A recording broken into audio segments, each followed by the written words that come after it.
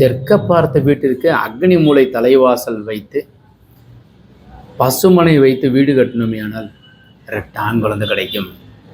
அதில் முக்கியமாக தெற்க பார்த்த வீட்டிற்கு தலைவாசலும் ஈசானத்தில் அப்பா அம்மா படுப்பதற்கு உண்டான அறையும் போர்வெல்லும் மழைநீர் சேரும் சம்பும் ஈசானத்தில் அமைக்கும்.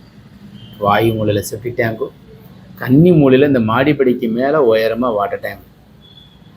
இந்த 22 காலுக்கு 45 காலுங்கிறது படி அல்லாமல் குழியில் படி வராது. ஸோ 125 குழி நிறைய வரைபடங்கள் நாங்கள் இந்த 125 குழிக்கு அமைச்சிருக்கிறோம்.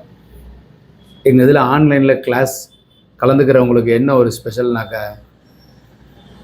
இந்த பிளானை பார்த்தோன்னே குழிப்புறதை எப்படி கண்டுபிடிக்கிறது, இந்த பிளான் சரியாக இருக்கா தப்பாக இருக்கான்னு அவங்க தெரிஞ்சுக்குவாங்க.